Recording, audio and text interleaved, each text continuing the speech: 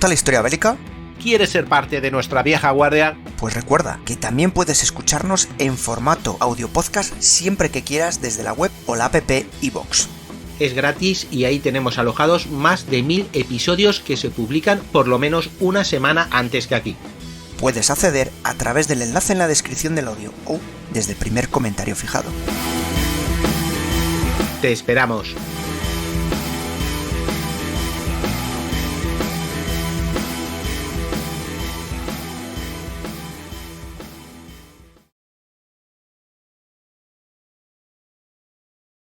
Esto es Aviones 10, un programa donde hablamos de aviones de combate de todas las épocas. Hola y bienvenidos a un nuevo Casus Belli. Hace poco el amigo Dani y el amigo Antonio grabaron un podcast bastante interesante, os recomiendo si no lo habéis escuchado, sobre la revolución iraní, cómo tuvo lugar aquella revolución, cómo fue capaz de llegar Khomeini al poder y la caída del Shah de Persia. Y bueno, recientemente también había leído sobre la presencia de los F-14, ¿verdad? Bueno, todo lo habéis visto en aquella película con Tom Cruise, así que hoy vengo a hablaros, bueno, hoy y el próximo día, porque van a ser 2 podcasts, voy a hablaros sobre por qué Irán tiene los F-14 todavía volando, hemos de decirlo, o por lo menos en aquella película se los veía volar, y supongo que actualmente pues estarán volando los F-4, los Phantom, los F-14, incluso los MiG, es decir, creo que es la única nación que puede poner estos aviones todavía en el aire, y los chistes que tenemos con sus F-5 de quinta generación. Pero eso lo dejamos para otro día. Así que nada, vamos con los F-14 iraníes, y lo primero que hay que pensar es ¿por qué? ¿Por qué quería Irán el F-14, aparte de porque es una machada, y por qué se lo vendió a Estados Unidos? Porque sabemos que solamente Irán y Estados Unidos han volado el F-14. A ver, muchos estudiosos, observadores occidentales dicen que la incapacidad de Irán para impedir los sobrevuelos de los MiG-25 del modelo R soviético fueron una de las principales razones por las que el país consiguió y adquirió el Grumman F-14. Sin embargo, esa es una afirmación un poquito falsa, quizás es ligeramente diferente. Desde finales de la década de los 50, la Fuerza Aérea Imperial Iraní, así se denominaba, en cooperación con la Fuerza Aérea de los Estados Unidos, realizaba vuelos de reconocimiento altamente secretos sobre la URSS. Al principio se utilizaban aviones más ligeros, incluso del modelo de transporte, y varios llegarían a ser derribados por los cazas soviéticos. Tras la llegada de los primeros F-4, la Fuerza Aérea Imperial Iraní recibió también los RF-4E, ya sabéis, eso es designación del F-4, un modelo de reconocimiento, y se intensificaron sus operaciones. Los soviéticos estaban comprensiblemente preocupados por el rearme masivo de Irán y comenzaron sus propias misiones de reconocimiento sobre el país. Los interceptores de la Fuerza Aérea Imperial Iraní, especialmente los F-4D, intentaron en repetidas ocasiones atrapar a su vez a su contraparte, los Mi-25R, pero resultó una tarea muy difícil ya que las rutas sobrevoladas por los Foxbats, así denominado por la OTAN, estaban cuidadosamente elegidas. El Shah no estaba, evidentemente, interesado en una confrontación directa con la URSS, así que a medida que se intensificaban las violaciones mutuas del espacio aéreo, ofreció detener los sobrevuelos de la Fuerza Aérea Imperial Iraní y de los estadounidenses, hay que decirlo, si los soviéticos hacían lo mismo. Esta oferta se repitió y rechazó varias veces. Se ordenó entonces a la Fuerza Aérea Imperial que realizara 2 o más misiones sobre la URSS por cada vuelo de los Foxbats, iniciando una campaña casi de ojo por ojo. Pero se necesitaba un sistema de armamento más potente que los F-4 armados con Sparrow para impedir las incursiones soviéticas. Mientras tanto, de acuerdo con los planes de desarrollo militar masivo de Irán durante la década de los 70, así como los acuerdos de futura cooperación con la URSS, la Fuerza Aérea Imperial buscaba un nuevo interceptor, capaz de hacer frente a las amenazas previsibles durante los próximos 20 años. Tendría como misiones cubrir enormes zonas del espacio aéreo iraní utilizando potentes sensores y armamento, y tener una resistencia y capacidad de combate correspondiente a estas necesidades. Y claro, es aquí donde va a surgir el F-14. A ver, ya en el año 68, la Fuerza Aérea Imperial había expresado su interés por el modelo F-111 de la General Dynamics, pero el Pentágono no se mostró muy interesado y prefirió vender a Irán 32 McDonnell Douglas F-4D del Phantom II. Posteriormente el Pentágono tuvo que exigir un nuevo interceptor naval debido a la inadecuación del F-111B, proyectado para llevar a cabo operaciones en portaaviones a la luz de las experiencias que estaban teniendo de combate en Vietnam. En respuesta, sabemos que la Grumman Corporation diseñó el F-14 Tomcat como un avión cazador de MiG. Era un avión especializado. Era un interceptor grande, rápido y potente, con alas que podían barrerse automáticamente entre 14 y 68 grados para aumentar su resistencia, flexibilidad y maniobrabilidad en el combate aéreo contra los MiG, que siempre iban a ser, o en aquella época eran más pequeños y ágiles. También fue diseñado para llevar un enorme radar de pulso Doppler AN/AWG-9 y hasta 6 misiles aire-aire Hughes AIM-54 Phoenix, un misil de largo alcance que la Armada estadounidense necesitaba para interceptar las formaciones de bombarderos soviéticos consideradas como la mayor amenaza para su flota de portaaviones. El radar, el AWG-9 y el misil, el AIM-54 del Tomcat, llevaban ya algunos años en desarrollo y ahora se habían vuelto muy eficaces. Tanto es así que el radar no solo podía detectar objetivos aéreos a grandes distancias, sino también rastrear simultáneamente hasta 24 objetivos y guiar los 6 misiles contra ellos. También permitía interceptar misiles de cruceros de vuelo bajo, así como objetivos de vuelo alto y rápido como era el MiG-25. Todas estas capacidades se combinaron en un solo fuselaje para producir el primer supercaza, así se designó, del mundo. Un interceptor capaz de enfrentarse a la mayoría de las amenazas. También, eso sí, era el caza más costoso y complejo construido hasta la época. No pasó mucho tiempo antes de que surgiera la polémica en Estados Unidos por los problemas de desarrollo, los sobrecostos, en este caso causados por una inflación galopante que se estaba produciendo en Estados Unidos, y el debate sobre la necesidad de un avión tan caro. Como consecuencia, tanto la Grumman como la Armada estadounidense buscaron un cliente adicional para compartir los costes de desarrollo y de producción. En octubre del 71 la Grumman había establecido los primeros contactos con el gobierno iraní y en marzo del año siguiente se permitió al general Hassan Tufanian ver información secreta relativa al F-14. Tufanian era el asesor militar del Shah, además de en aquel momento viceministro de guerra y director de la Organización de Industrias Armamentísticas y Adquisiciones Militares. Y pronto, después de lo que vieron, el propio Shah mostró interés por el avión. De acuerdo con los mandos de la Fuerza Aérea Imperial, que ya habían llegado a la conclusión de que el F-14 era el interceptor que buscaban, se envió una carta al Pentágono para iniciar el proceso de adquisición, aunque los iraníes siguieron ofreciendo a la McDonnell Douglas la posibilidad de que si querían podían hacer una demostración de su F-15A modelo Eagle. El capitán Razi, uno de los primeros pilotos de F-14, por cierto, según he encontrado la información para la que estoy haciendo para estos podcasts, los nombres que vamos a utilizar pues se han cambiado. O sea, no son auténticos por motivos de seguridad, tanto para ellos, porque algunos se retiraron y viven en Irán, y otros simplemente tuvieron que emigrar cuando se produjo la revolución de Khomeini. En fin, según este capitán, Razi, explicó por qué los iraníes estaban tan interesados en el Tomcat, que decía así: hubo varios factores que influyeron en la selección del F-14. La frontera norte de Irán con la URSS y del oeste y sudoeste con Irak, pues están protegidas por altas montañas.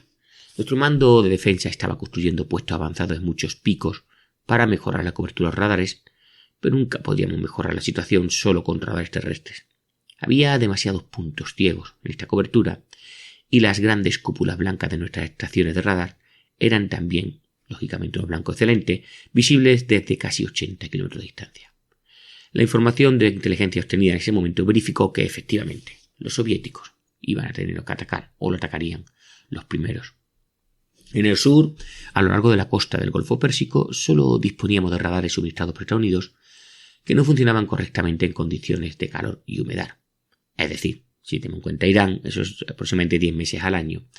Y por lo demás también tenían un rendimiento deficiente, a pesar de haber recibido varias actualizaciones. Todos los radares suministrados a la Fuerza Aérea Imperial, como parte de los proyectos delineados Programa Asistencia Militar, distaban mucho de ser de primera línea. Los estadounidenses nos dieron lo que querían darnos, no lo que necesitábamos. Durante 2 años, el 73-74, un grupo de instructores de radar iraníes, entre ellos el coronel Irad Ghaffari, el primer instructor de radar táctico iraní, estudiaron los problemas de cobertura asociados al denominado refuerzo de emplazamiento de radar, pero por desgracia no pudieron encontrar la solución. Finalmente se decidió que un radar volante eliminaría los problemas de enmascaramiento del terreno. Ese radar volador también tendría que ser capaz de defenderse a sí mismo. No cabe duda que durante la guerra contra Irak el F-14 demostró que era exactamente lo que siempre habíamos necesitado. Antes de estos estudios se llevaron a cabo en los círculos de la Fuerza Aérea Imperial. En aquella época, por cierto, recuerda a este piloto que aún volaban los F-5A y B Freedom Fighter y los F-4D Phantom II, como dice que había que empezar a buscar un caza interceptor de primera línea. El resultado de estos estudios, dirigido por el general Mehdi Rouhani, fue la necesidad del F-14 y aviones de guerra electrónica transportada. La sesión informativa de Estados Unidos sobre los F-14 y los F-15 nos ayudaron sin duda a formular nuestras necesidades. Creamos el plan para comprar 8 aviones de guerra electrónica transportada, inicialmente 4, seguido de otros 4 y los F-14. Finalmente se emitieron 4 pedidos, uno para el F-14 y otro para el F-15. Al final se hicieron 4 pedidos, el primero de 30 Tomcats y el segundo de 50. Hubo un pedido de Boeing E-14 y un pedido de F-14. Hubo también un pedido de un Boeing E-3 Sentry AWACS, seguido de otros 2 satélites de comunicaciones que permitirían al final que a todos estos aviones comunicarse entre sí de forma segura. Sin saber que los iraníes ya habían identificado el F-14 como el avión adecuado para sus necesidades operativas únicas, la Armada de los Estados Unidos y la Grumman iniciaron una campaña intensiva para vender al Shah, que incluyó el envío del lineado coordinador del programa F-14, el del jefe de operaciones navales, el capitán Mitchell, a Teherán. Iría en 2 ocasiones para informar al Shah y a los comandantes de la Fuerza Aérea Imperial sobre las capacidades del Tomcat. Esto culminó en un espectacular vuelo en julio del 73 en la base Andrews de la Fuerza Aérea en Maryland para el Shah y un grupo de oficiales iraníes de alto rango. Aunque muchos funcionarios estadounidenses y oficiales de la Armada seguían creyendo que este asombroso espectáculo ofrecido por los pilotos de prueba de la Grumman influyó en la decisión final del Shah de encargar el F-14, los oficiales iraníes que han hablado para poder hacer este documento sobre el que estoy haciendo este podcast están en total desacuerdo. Uno de los primeros en pilotar el Tomcat fue el comandante Ali. Tenía experiencia con el F-4 y había realizado viajes de intercambio con la Fuerza Aérea de los Estados Unidos y la Fuerza Aérea Israelí, así como la Luftwaffe y la Armada de los Estados Unidos, la RAF e incluso la Fuerza Aérea del Pakistán. Más tarde, en la guerra contra Irak, llegaría a conseguir 5 victorias, y él ofrece una visión más profunda del trasfondo de cuál había sido el orden iraní. Dice así: tanto la Fuerza Aérea Imperial como el Shah habían estudiado el F-14A y el F-15A desde su creación. En el 72, muy al principio de nuestro estudio, nos enteramos de que el F-15A, con el misil AIM-7F, iba a ser una mezcla mortífera de armas para caza, pero no tan mortífera como el F-14A armado con el AIM-54.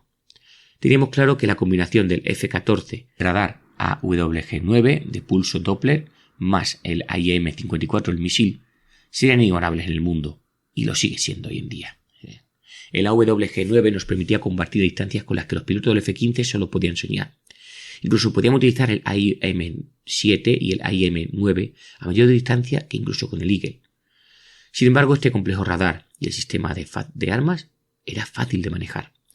El manejo del sistema de armamento del F-15A requería mucha práctica y trabajo duro, y la Fuerza Aérea de los Estados Unidos aún tenía que resolver los problemas iniciales con la interfaz hombre-máquina, especialmente el display Heat Hub, algo que nunca ocurrió antes de mediados de la década de los 70. Por supuesto, ambos cazas nos impresionaron mucho, tenían una gran visibilidad desde sus espaciosas cabinas, estaban construidos específicamente para pilotos de caza y contaban con una excelente aviónica de última generación, más potentes motores y una excelente maniobrabilidad. Ambos hacían gala de un seguimiento preciso de los objetivos durante el combate aéreo y no tenían límites reales de ángulo de ataque, excepto cuando se llevan a cabo en entrenamientos. Es verdad que el F-15A era agradable de pilotar gracias a su sistema de refuerzo del control de vuelo, que suponía una importante mejora en su momento. Sin embargo, también llegamos pronto a la conclusión de que el F-15A no sería ni tan maniobrable ni tan flexible como el F-14A. El Tomcat tenía unas características de vuelo muy sencillas y las tiene aún en día, y es muy ágil. El piloto disfruta de una maniobrabilidad que antes solo se podía soñar. Las alas de barrido variable y las cualidades aerodinámicas del reactor le confieren una gran ventaja en las maniobras. A baja cota y a velocidades bajas o supersónicas, con pilotos de igual pericia, el F-14 siempre gana al F-15. De hecho lo sé, Más tarde llegaría a pilotar el F-15 con la Fuerza Aérea de Estados Unidos en simulacros de combate con el F-14 de la Armada estadounidense. La capacidad del F-14 para virar durante el combate no tenía parangón en aquella época. Incluso hoy en día, estoy seguro de que cualquier otro avión que no fuera el F-18 o el F-22 tendría dificultades para superarlo. Tras solo 100 horas de entrenamiento aprendí a levantar el morro de mi F-14 a un ángulo de ataque de 75 grados en poco más de un segundo, virar y alcanzar a mi oponente con el AIM-9 o incluso con el cañón. El único punto débil del F-14 eran sus motores, los TF-30, eran poco fiables. Tuvimos que aprender a pilotarlos. Los motores del F-14 siempre fueron un problema. Sin embargo, en determinadas condiciones de vuelo desarrollaban algo más de 20.000 libras de empuje cada uno. Eso es suficiente para que el F-14 se pare sobre su cola y mantenga una velocidad aerodinámica indicada por debajo de 135 km por hora y un ángulo de ataque de 40 grados. Esto es posible gracias a los grandes estabilizadores, una combinación de sus elevadores y estabilizadores horizontales. Los timones dobles para el control direccional también proporcionaban un control de giro a medio y alto ángulo de ataque. Esto era, como digo, las memorias de este Ali. Los pilotos de la Fuerza Aérea Imperial indicaban esta ventaja, y el Shah, el mismo, por cierto, era un piloto experimentado, consiguió que se confirmara durante la sesión informativa que llevaron a cabo los oficiales de la Armada estadounidense. Muy pronto hubo pocas dudas sobre el avión que se adquiriría. Razi, nuestro piloto, concluyó lo siguiente: no podría importarnos menos lo que algunos Estados Unidos llamaron vender los F-14 Irán. Es totalmente ingenuo creer que una exhibición organizada por el Shah haría que cualquier persona razonable y responsable decidiera gastar miles de millones de dólares, entrenar a miles de personas y gastar millones adicionales para construir instalaciones de apoyo e influir así en el futuro de toda la Fuerza Aérea durante los 30 años siguientes, basándose en que, la exhibición del F-14 fue mejor que el F-15. De ninguna manera. Sabíamos que no podíamos dejarnos influenciar por las acrobacias de los pilotos norteamericanos. Buscábamos no solo un caza de maniobrabilidad y armamento, sino también un interceptor de defensa aérea altamente flexible. Queríamos, por tanto, un sistema completo que incluyera sensores superiores, armas eficaces a largo alcance y una interfaz hombre-máquina que necesitara poco o ningún apoyo externo. Sencillamente no podíamos ignorar al F-14. Su rendimiento durante la guerra contra Irak confirmó sin lugar a dudas nuestra decisión. Bueno, el contrato de $300 millones del proyecto denominado Persian King, o Rey de Persia, que cubría la entrega de los primeros 30 F-14 GR Tomcats, se firmaría el 7 de enero del 74. Incluía una gran cantidad de piezas repuestos, motores para sustitución y un paquete completo de armamento, incluido 424 misiles AIM-54A. Unos meses más tarde, en junio del 74, la Fuerza Aérea Imperial encargó otros 50 F-14A y otros 290 misiles Fénix. Bueno, no lo he dicho, el Fénix es como se denomina al AIM-54A. La factura del denominado Persian King ascendió finalmente a $2.000 millones y en su momento se consideró la venta militar al extranjero de mayor valor en la historia de los Estados Unidos. Pronto el pedido iraní iba a salvar todo el proyecto Tomcat, así como la propia Grumman. No solo llegó un momento en el que el F-14 estaba teniendo muy mala prensa debido a los sobrecostes y retraso en los plazos, sino que los iraníes también dejaron claro que pensaban que el F-14 era un sistema de superioridad aérea mucho mejor que el F-15. En agosto del 74, mientras la Grumman producía los primeros lotes significativos de Tomcats para la Armada estadounidense e Irán, el Congreso estadounidense bloqueó la financiación de todo el programa. La Grumman estaba al borde de la quiebra, pero el Shah ordenó al banco iraní Meli que prestara a la compañía el dinero necesario para cumplir el pedido de la Fuerza Aérea Imperial. También se animó a otros inversores a conceder préstamos. De no haber sido por esta oportuna inyección de dinero a Irán, todo el programa del F-14 podría haberse cancelado fácilmente, despojando así a la Armada estadounidense de su principal caza de flota. Así que fijaros la importancia que tuvo aquí el Shah para que la Tomcats pudiera vender su F-14 y producirlo sobre todo.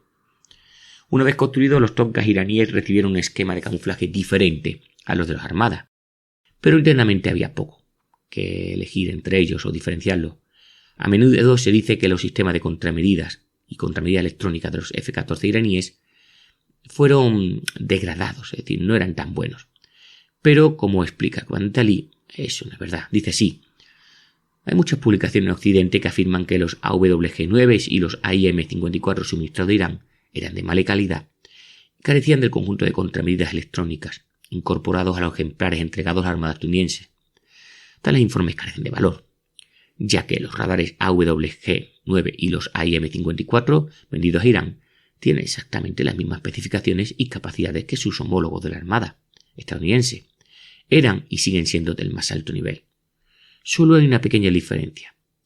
La velocidad a la que los radares AWG-9 y los AIM-54 cambiaban su frecuencia de trabajo o saltaban de longitud de onda para contrarrestar las interferencias era ligeramente más lenta en nuestro sistema. Se trataba de un cambio políticamente motivado que se introdujo para acallar a los que se oponían a la venta del F-14 y sistemas similares altamente sensibles a Irán. La modificación significaba que la Armada podía decir legalmente al Congreso que los sistemas suministrados a Irán eran menos capaces que los utilizados por el ejército estadounidense.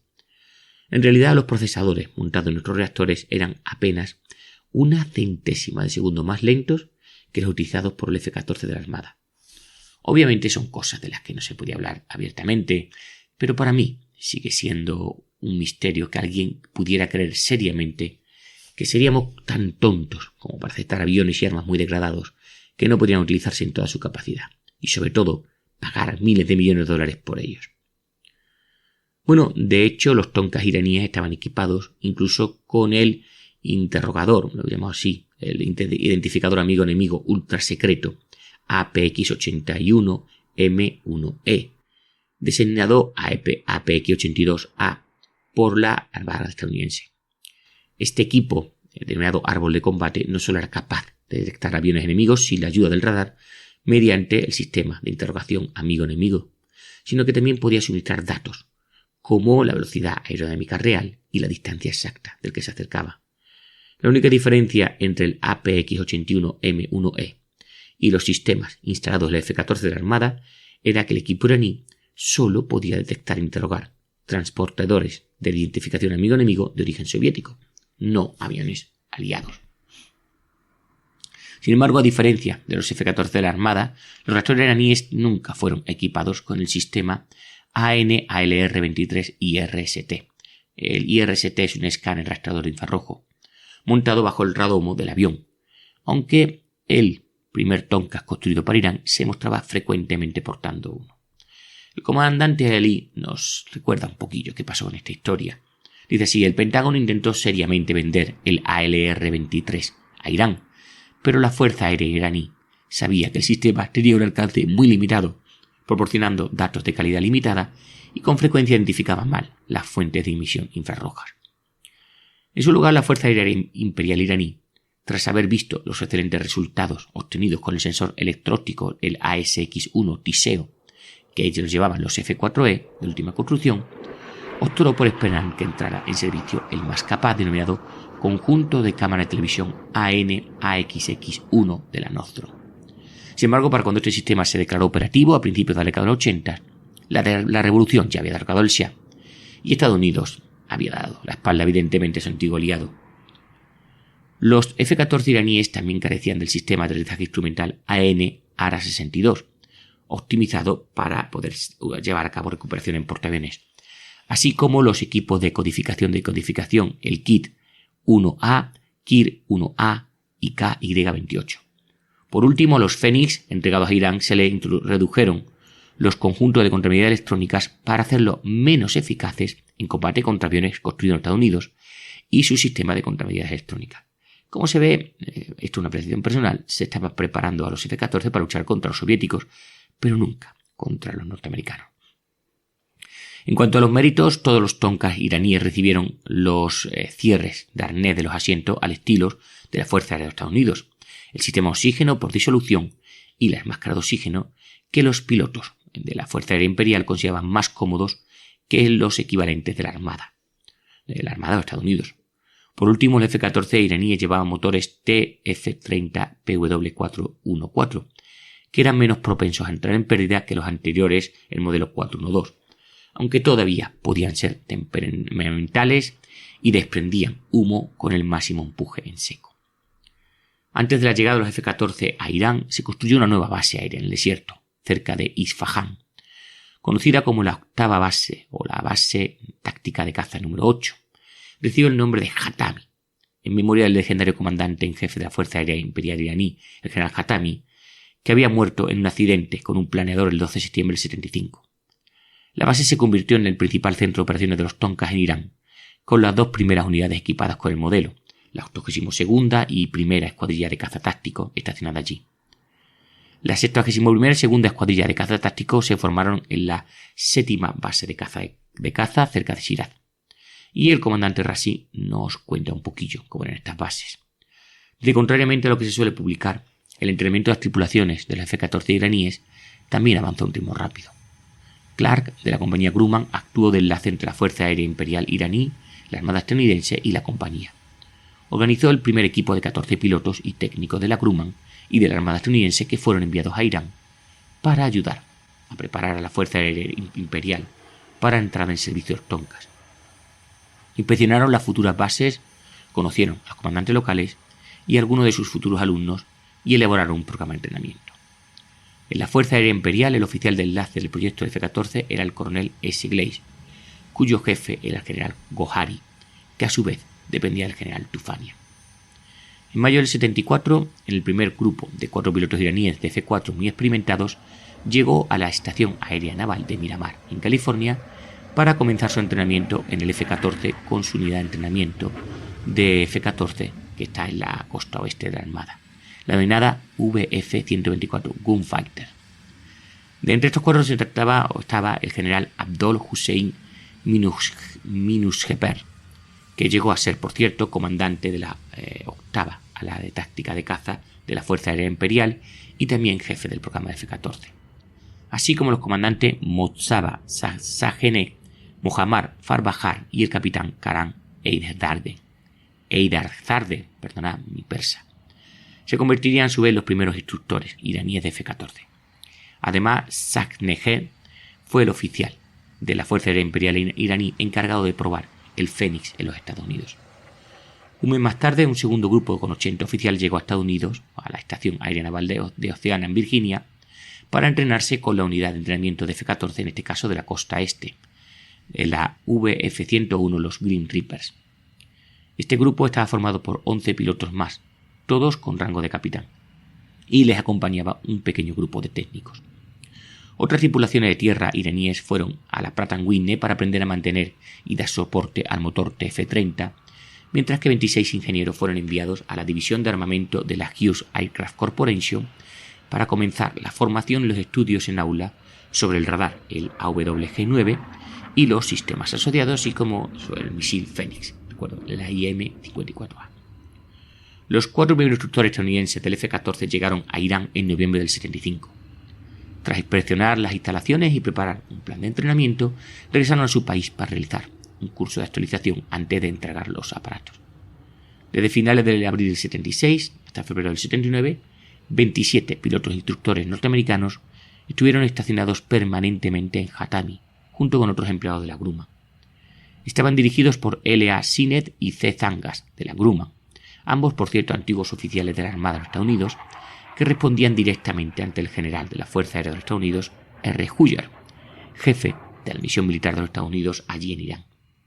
En marzo del 76, cuando el coronel Marandi se convirtió en comandante del Hatami, el segundo grupo numeroso de pilotos iraníes, dirigidos por el coronel M. Rostami, de la Fuerza Aérea Imperial, y el teniente coronel Dave Cheu, de la Armada estadounidense, llegaron a la Estación Aeronaval de Miramar para recalificarse en el F-14A. Este grupo no solo completó el entrenamiento en tiempo récord, sino que también participó en varios ejercicios conjuntos con la Armada de los Estados Unidos, la Fuerza Aérea de los Estados Unidos, el Cuerpo de Marines e incluso la Guardia Nacional. En diciembre del 76 se había completado la mayor parte del entrenamiento de las tripulaciones de tierra. En solo 2 años, entre 110 y 120 tripulaciones estaban plenamente cualificadas, y otros 100 se encontraban en fase de entrenamiento, de las cuales unas 20 estaban a punto de obtener la cualificación final. Sin embargo, durante las primeras etapas de la carrera del F-14 en Irán, se experimentaron problemas considerables con un mantenimiento de caza tan complejo. La Grumman estableció equipos de entrenamiento para enseñar a los estudiantes iraníes métodos y procedimientos para la resolución de problemas que no atascaran ni dañaran el equipo de mantenimiento.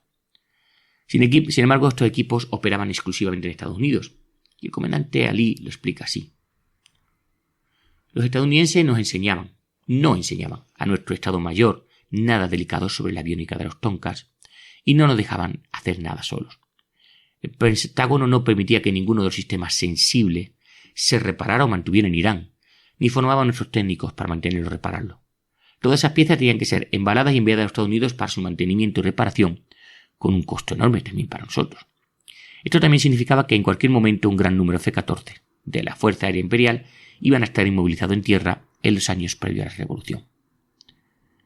En un esfuerzo por mejorar estos problemas de mantenimiento se desarrolló una compleja y costosa infraestructura logística asistida por ordenador, denominada Peace Log, para facilitar la organización, adquisición y envío de piezas de repuesto y armas desde diferentes compañías de Estados Unidos a Irán. Sin embargo, la principal preocupación de los norteamericanos era mantener el Tomcat y sus numerosos sistemas sensibles en secreto a cualquier precio, sin importar el coste, para la Fuerza Aérea Imperial. El otro gran problema técnico que surgió durante el proyecto Rey Persa, el dibujante Persian King, se centró en los motores del Tomcat. En un principio se pensaba que el TF-30 iba a ser una solución provisional y barata hasta que se encontrara un sustituto más adecuado, cuya entrada en servicio estaba prevista para mediados de la década de los 70. El proyecto del nuevo motor se canceló posteriormente debido a la falta de fondos y para entonces el TF-30, el 412, ya había empezado a causar problemas importantes, incluso después de que se hubiese mejorado la especificación 414, en un esfuerzo que habían hecho para hacerlo menos propenso a entrar en pérdida. La parada del motor causaron la pérdida de 2 F-14A y la muerte de un piloto iraní en los primeros entrenamientos de combate aéreo. La Fuerza Aérea, la iraní, conocía la debilidad de los motores del Tomcat y se apresuró a abrir negociaciones privadas con la Pratt & Whitney para la sustitución del TF-30. Esto era especialmente importante, ya que en el 76 Irán había emitido una carta de intenciones para adquirir atentos 70 F-14 más. A pesar de estos problemas de motor, el F-14 seguía siendo una máquina impresionante, como nunca antes le había pilotado ningún piloto de la Fuerza Aérea Imperial iraní, como el mismo capitán Javad recuerda, y nos dice así: como antiguo piloto de F-4 encontré al F-14A a años luz desde el principio de mi entrenamiento. No tuve ningún problema en dejar mi escuadrilla de Phantom II por una nueva unidad de Tomcat. Me encantaba el Phantom II, pero aprendí a amar aún más el F-14. Todo piloto se enamora de uno o dos aviones a lo largo de su carrera, pero siempre habrá un favorito y el mío era sin duda el F-14. El F-14 con el camuflaje en el desierto, con la bandera de mi amado país y las marcas, las carcas de la Fuerza Aérea Imperial iraní. Cuando lo tocó por primera vez me invadió el orgullo y me sentí honrado de formar parte del programa. En ese mismo momento llegaron el Shah y el comandante de la Fuerza Aérea para inspeccionar el mismo Tomcat en el que yo estaba subido. Su Majestad nos vio a mí y a otros 3 pilotos admirando nuestro avión. Se acercó a nosotros y después de saludar me preguntó: «Capitán, ¿qué le parece nuestro caza más nuevo?». Le contesté que no se me ocurría mejor caza en el mundo para defender a Irán que el F-14 Tomcat. El Shah sonrió y continuó diciéndome: «Capitán, no hay mejor caza en el mundo, y esa es exactamente la razón por la que lo tenemos en nuestra Fuerza Aérea. Sin embargo, capitán, debo darle una orden que le supondrá un reto y una gran carga sobre sus hombros y la de sus colegas. Domine el Tomcat y su sistema de armas sin demora.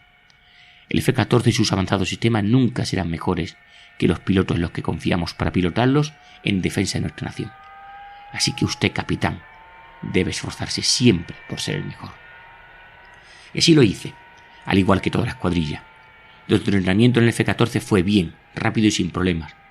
Me pareció que la cabina estaba bien distribuida, que la visión desde los asientos delantero y trasero era mucho mejores que la de F-4. La cabina era cómoda y en cierto modo familiar, probablemente porque tanto el Phantom II como el Tomcat se construyeron para la Armada. El cañón de 20 milímetros y los sistemas, el IM-97 y 9, me resultaron conocidos. Solo tuve que entrenarme intensamente en el sistema del Fénix. Aunque algunos instructores estadounidenses han afirmado con frecuencia que el proyecto del F-14 adolecía de una falta de personal adecuado de la Fuerza Aérea Imperial y que por tanto avanzaba a un ritmo muy lento, las tripulaciones seleccionadas por la Fuerza Aérea Imperial consiguieron que el modelo entrara en el sistema operativo en un plazo muy razonable, como recuerda el comandante Rassi, que dice así: «Pronto completamos nuestra formación básica y pasamos a aprender a volar y a luchar en combate. Durante los entrenamientos de combate aéreo contra nuestros F-5E Tiger II y el F-4 Phantom II, nunca fuimos derrotados.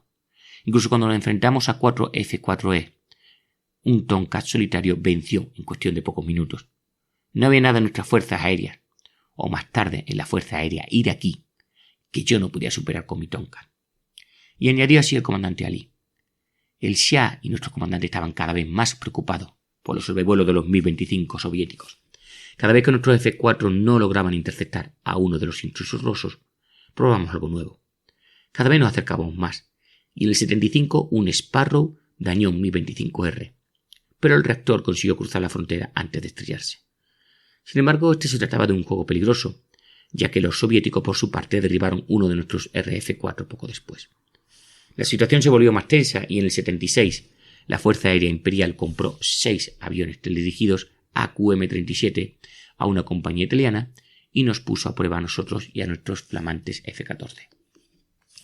De los 5 drones lanzados por los Phantom II, que simulaban ser Mi-25 volando a velocidad y cota, 4 fueron derribados por los Fénix. Uno de los Fénix falló debido a un fallo de los sistemas. Y bueno, una semana más tarde, uno de nuestros F-14 interceptó un Mi-25R soviético y lo fijó con el radar AWG-9, mientras el ruso se encontraba a unos 19.000 metros volando a Mach 2 o más. Los soviéticos detuvieron inmediatamente sus sobrevuelos y nosotros hicimos lo mismo de mutuo acuerdo.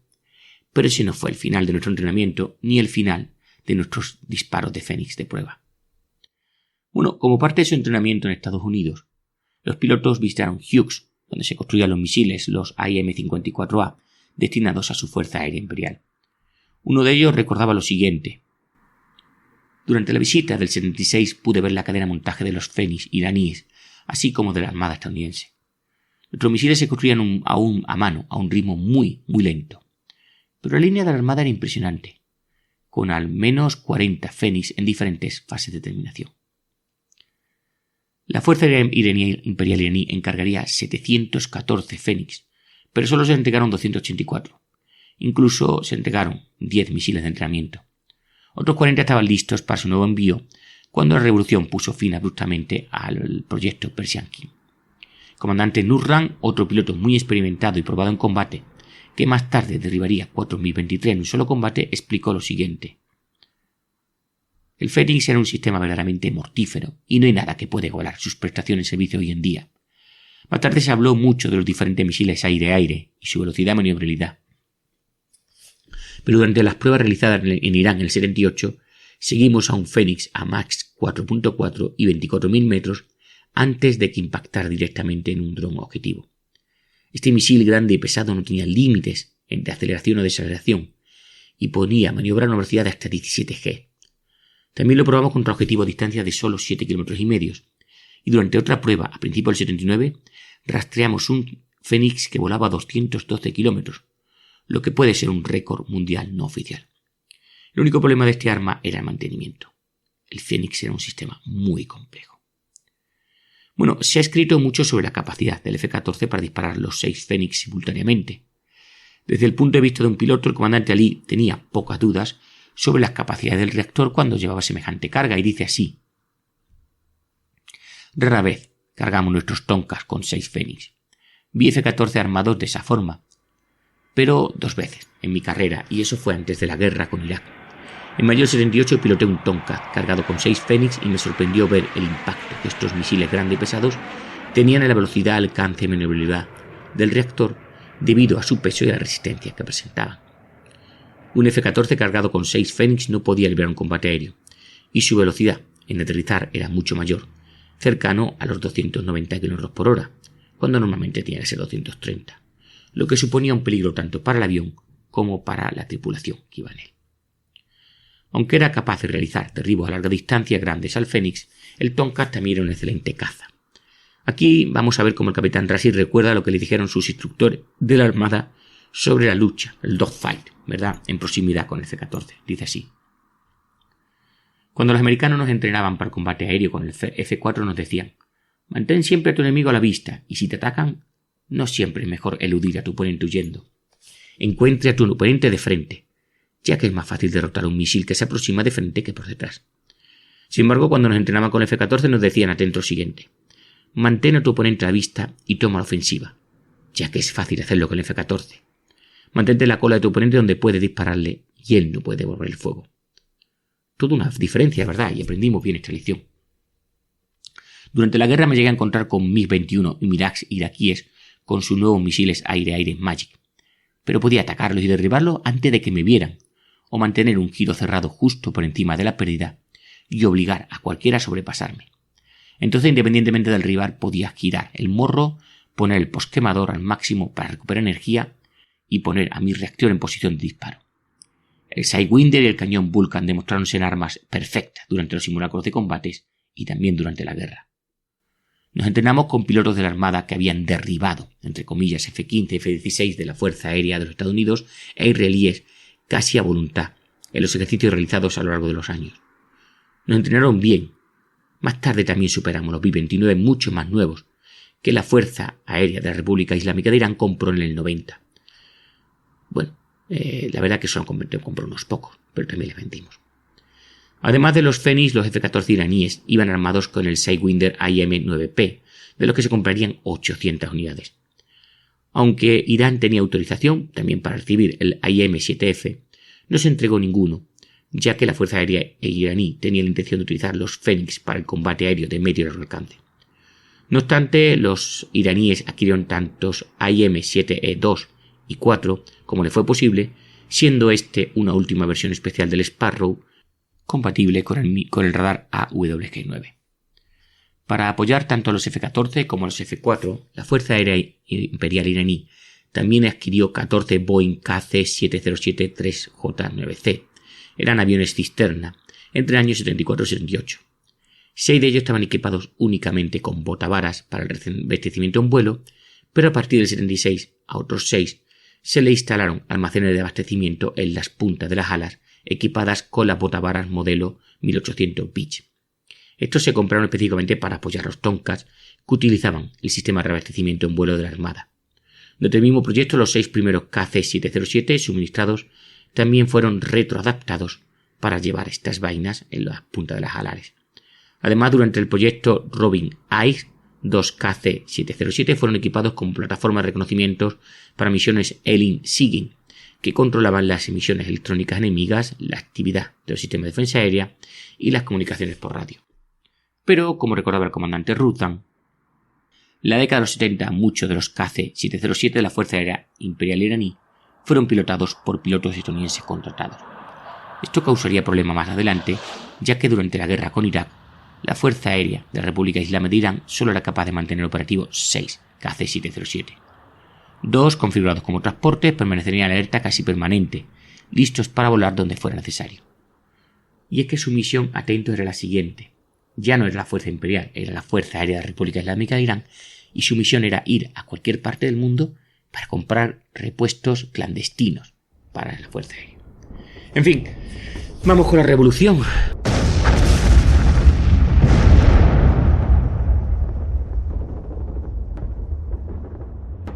Hostia, esta vez ha sido duro el bombardeo, ¿eh? Espero que no ataquen durante nuestra guardia.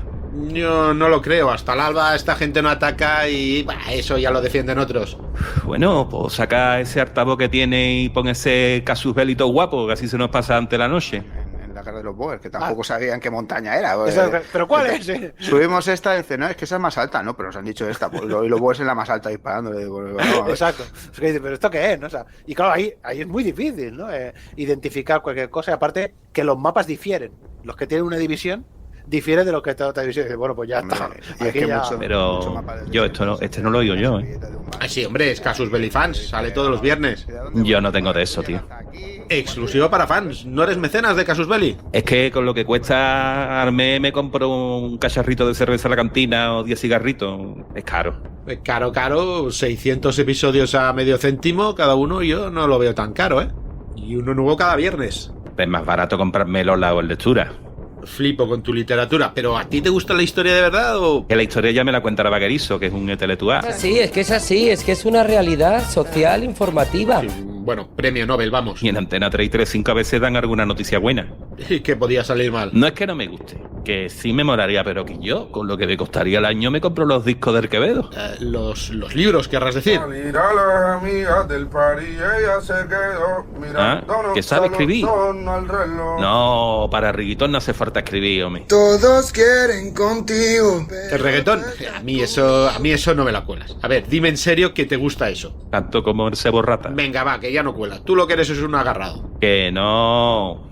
Pero bueno, a ver, 600 episodios del histórico y uno de fan cada viernes. Sí, sin publicidad. Y un pone que yo quisiera escucharlo, que tengo que hacer, que no es para mí, que es para mi primo, ¿eh? Bueno, tu primo le daría el botón azul de apoyar. ¿Y puede pagar con tarjeta? Con tarjeta y con PayPal. ¿Y puedo darme de baja cuando quiera? No, lo heredarán tus nietos cuando ya no estés. Pues claro que te puedes dar de baja cuando quieras. Que no es para mí, ¿eh? Que es para otro que también se está quitando. Que no pasa nada, que no eres peor persona ni te obliga a nadie, que no me des la vara, que puedes escucharlo conmigo en la trinchera. Yo solo le apoyo en mecenas porque quiero y porque me gustan y por apoyarles y ya está. Pues ¿sabes lo que te digo? Pues ahora los voy a apoyar. Vale, ahora tú haz lo que quieras. ¿Medio céntimo el episodio, Quillo? Sí. ¿Y un fan cada viernes? Que sí, pesado. Sin publicidad. Sin publicidad. ¿Es mejor PayPal o tarjeta? Mira que eres listo, Visa Platino para ti. Muchos informes publicados indican que durante y después de la Revolución Islámica, todos los mejores pilotos iraníes de F-14 habían abandonado el país o habían sido detenidos y encarcelados. Incluso se dice que algunos fueron ejecutados por el nuevo régimen clerical. Sin embargo, a pesar de los disturbios, la revolución y las amenazas a su propia seguridad y la de sus familias, solo 27 pilotos de F-14 plenamente cualificados abandonaron Irán. Esta cifra incluía a todos menos 2 del cuadro original y 15 pilotos aún en formación. Algunos habían huido del país con su familia incluso antes de que el Shah y los estadounidenses se marcharan, mientras que otros simplemente permanecieron en Irán esperando a ver qué ocurría. Todos los pilotos de F-14 habían sido seleccionados cuidadosamente para el puesto, ya que eran aviadores excepcionales con gran experiencia. También representaban la flor innata de la sociedad iraní, y hasta el último hombre eran patriotas. En consecuencia, la mayoría se quedó, a pesar de las amenazas a su seguridad. Muchos, la verdad, que sufrirían terriblemente a manos del nuevo régimen, como recuerda el comandante Ali. Un típico piloto del Shah, el nombre que los clérigos daban a los que habían sido entrenados durante las décadas de los 70, explica así. Un amigo muy cercano me había advertido de que ya no era seguro para mí ni para mi familia permanecer en Irán. Pero no creía en mi corazón que algo así pudiera ser posible en mi país. Pronto me convertí en creyente. 4 matones me detuvieron a punta de pistola en mi casa delante de mi familia y del mismo amigo íntimo que me había advertido que abandonara Irán. Me encarcelaron, me acusaron de corrupción y me torturaron duramente. Hoy estoy seguro de que los pilotos que huyeron de Irán tomaron la decisión correcta. Muy pocos pilotos estaban a salvo de los poderes que reinaban en Irán en aquella época. El comandante Razi recordó las experiencias de otro destacado piloto iraní del F-14 que dice así: este oficial fue entrenado en América e Israel antes de la revolución y era conocido por su lealtad al Shah, que se negó a ocultar ni durante ni después de la revolución. Nunca se demostró dispuesto a pertenecer a los mostazafines de Jomeini y se dejó arrastrar por el nuevo régimen. Encarcelado en el 80 cuando se inició la purga de los mandos intermedios, fue torturado en prisión. No habría vivido más allá de octubre o noviembre de 80, a no ser por la invasión iraquí. Una vez iniciada la guerra fue liberado, pero solo tras una rehabilitación espiritual. Vaya usted a saber qué significa eso. Y una reducción, eso sí, de su rango, porque era conocido por su destreza como piloto de Tomcat. Sin embargo, apenas un año después fue detenido de nuevo y esta vez la Guardia Revolucionaria mostraron su gratitud por sus hazañas en la guerra, condenándole de nuevo a muerte. El gobierno decidió entonces rehabilitarlo y devolverlo a su unidad, pero no sin antes haber soportado un mes de palizas rehabilitadoras por parte de la Guardia. Es difícil imaginar por lo que pasaron los pilotos y otros oficiales durante este periodo, y puedo asegurar que solo sobrevivieron aquellos con la mayor fortaleza física y mental, y solo los más fuertes lograron recuperarse de su experiencia. Una vez fuera de la cárcel y de vuelta a la unidad, a este piloto solo se le permitía volar con un oficial del sistema de armas adoctrinado por el régimen. La mayoría de ellos eran en realidad jóvenes tenientes, casi alférez, cuya formación fue interrumpida por la Revolución de 79. Pocos eran los oficiales plenamente cualificados y mucho menos pilotos de reactores rápidos plenamente cualificados, pero atentos daban orden a los pilotos y garantizaban su obediencia. Sin embargo, este oficial nunca llegó a ser obediente a pesar de la cárcel, la tortura y las amenazas constantes de ejecución. Siempre siguió siendo un piloto del Shah y un auténtico patriota iraní. Se convertiría en uno de nuestros pilotos de Tonkas con más éxito, y hay que decir que llevaba el F-14 en la sangre. Lamentablemente, debido a las circunstancias políticas, también es seguro que se convertiría en uno de los muchos guerreros olvidados de Irán. El comandante Ali explicó que no solo los tripulantes de aviones abandonaron Irán en el 78-79 o sufrieron a manos del nuevo régimen. Según recuerda, cuando los estadounidenses se marcharon, muchos de los mejores técnicos se fueron con ellos. Otros fueron encarcelados y varios asesinados por el nuevo régimen. Eso dejaría a Irán con 80 técnicos para mantener una flota de 77 F-14A. Incluso algunos entonces no estaban plenamente cualificados o no habían completado su formación. Para febrero del 79 la formación sobre el Tonka se había interrumpido tanto en Estados Unidos como en Irán. Para empeorar las cosas, los estadounidenses intentaron sabotear los F-14A y los Fénix que tuvieron que dejar atrás, como recordaría el capitán Javad. Decía así: los técnicos de la Hughes sabotearon 16 Fénix en Hatami antes de partir hacia Estados Unidos. Estos 16 misiles Fénix eran misiles vivos, listos para ser utilizados, mantenidos en un alto estado de preparación cerca del refugio reforzado para aviones que albergaba a los Tonkas en alerta. Más tarde se explicó en la prensa que habían saboteado nuestra flota de F-14 y que ya no podíamos utilizar más Fénix. De hecho, todos los demás misiles estaban a salvo en sus cajas selladas de almacenamiento y transporte, vigilados de cerca en búnkeres subterráneos en Hatami. Irónicamente, más tarde reparamos los 16 proyectiles dañados utilizando piezas robadas a la misma armada estadounidense.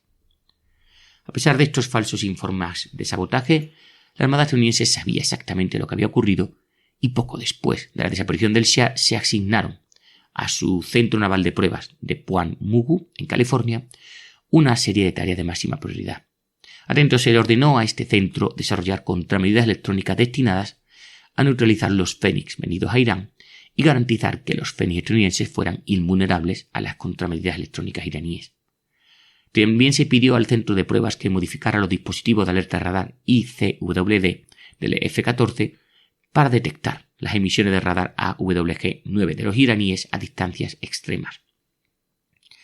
Desde el inicio del programa Tonka, la Armada estadounidense nunca había invertido fondos adicionales en mejoras. Sin embargo, con la caída del Shah, parece que ahora estaba dispuesta a gastar $200 millones solo en estos dos proyectos. Además, presionó mucho para conseguir una nueva versión y mejorada del Fénix, el modelo B, que se puso en servicio con tanta prisa a principios de la década de los 80 que muchos misiles se fabricaron con mala calidad. Los almirantes de la Armada sabían que esas precauciones eran necesarias, ya que la amenaza a los F-14 iraníes en el Golfo Pérsico era grave. Ahora el Tonka se convirtió en objeto de controversia tanto en Irán como en Estados Unidos. Durante la mayor parte del 79 y parte del 80 se celebraron negociaciones de baja intensidad entre personal estadounidense y gobierno iraní sobre la recompra de los Tonka de la Fuerza Aérea de la República Islámica de Irán. Los reactores serían reacondicionados y puestos de nuevo en servicio por la Armada estadounidense o incluso por la Fuerza Aérea, o quizá vendidos al Reino Unido y Arabia Saudí. La mayor parte de la flota iraní de F-14 estaba en tierra en ese momento, mientras el nuevo régimen y los mandos de la Fuerza Aérea superviviente celebraron una serie de reuniones para determinar el futuro de los sofisticados y sobre todo costosos interceptores. Varios altos cargos, entre ellos el yerno del Ayatollah Khomeini, Sadegh Tabatabaie y el teniente general Fahali, optaron por vender todos los F-14 a Estados Unidos. Otros, como el comandante de la recién rebautizada Fuerza Aérea de la República Islámica de Irán, el teniente general Fakhuri, se opusieron a la idea.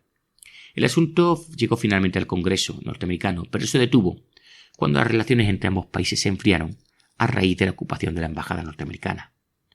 Debido a las tensiones subsiguientes, los F-14 volvieron lentamente al servicio en Irán. Esto se hizo en completo secreto para evitar revelar las verdaderas capacidades de la nueva Fuerza Aérea iraní. Por ejemplo, se dijo oficialmente que los helicópteros RH-53D de la Fuerza Aérea de los Estados Unidos abandonaron tras el fallido intento de rescate de los rehenes el 30 de abril 80 y que habían sido ametrallados y destruidos por los Phantom II iraníes. Tenemos un podcast donde contamos esta historia, un largo podcast, por cierto. En realidad fueron alcanzados por dos F-14 a los que habían ordenado atacar el general Bagheri, entonces oficial al mando de la Fuerza Aérea de la República de Irán. Fue detenido y atentos y ejecutado por supuesta cooperación con los estadounidenses a causa de esta orden, la de atacar. El encubrimiento oficial del servicio iraní del Tonka había comenzado. Y bueno, una de las primeras lecciones que se aprenden en toda la guerra es que ningún plan sobrevive mucho tiempo el contacto con el enemigo, ¿verdad? Ese es el axioma. En el caso del F-14, declarado por la Armada estadounidense como un poderoso defensor de flota y construido para enfrentarse a grandes formaciones de bombarderos soviéticos y defender a sus portaaviones utilizando sus Fénix, ¿verdad?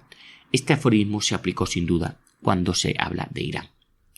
Cuando luchaban contra Libia en el 86 o contra Irak en el 91, por ejemplo, las tripulaciones de los Tonka de la Armada estadounidense nunca esperaron ir con los pies secos y realizar extensas operaciones sobre el terreno. Sin embargo, esto formaba parte del trabajo que llevan a cabo los pilotos iraníes, aunque el rendimiento de su radar se viera afectado por ellos. La naturaleza del primer combate aire-aire librado y ganado por los F-14 también fue inesperada. Las primeras escaramuzas entre Irán e Irak se produjeron el 4 de septiembre del 80. Inmediatamente después, la Fuerza Aérea iraní comenzó a devolver al servicio un número creciente de F-14. La mayoría de los 77 fuselajes supervivientes no estaban operativos, o al menos tenían el radar que no funcionaba, mientras que sus tripulaciones carecían de entrenamiento y experiencia. Como consecuencia del mal funcionamiento de los radares y de las tripulaciones novatas, las unidades de F-14 habían llegado a depender en gran medida del control en tierra a la hora de interceptar aviones iraquíes. Esto cambió pronto con la escalada de las hostilidades, ya que tanto la fiabilidad de los Tomcat como de su radar mejoró y la confianza aumentó con el vuelo de más salidas, lo que ayudó a las tripulaciones a recordar cuál había sido su entrenamiento. Pocos días después de los primeros enfrentamientos con los iraquíes, una docena de F-14 volaban de nuevo en patrullas aéreas de combate a lo largo de la frontera. En la tarde del 7 de septiembre, 5 helicópteros de ataque Mi-25 de la primera escuadrilla de helicópteros de transporte de combate de la cuarta ala mixta del Cuerpo Aéreo del Ejército iraquí, todo eso, penetraron al espacio aéreo iraní y atacaron varios puestos fronterizos en la región de Zain al-Qaw. Su aparición sería detectada por la estación de radar local de la Fuerza Aérea iraní y 2 F-14 fueron vectorizados para interceptarlos. Pocos minutos después, el piloto principal de Tomcat detectó a los Mi-25 en su radar y se lanzó en picado a gran velocidad tras ello.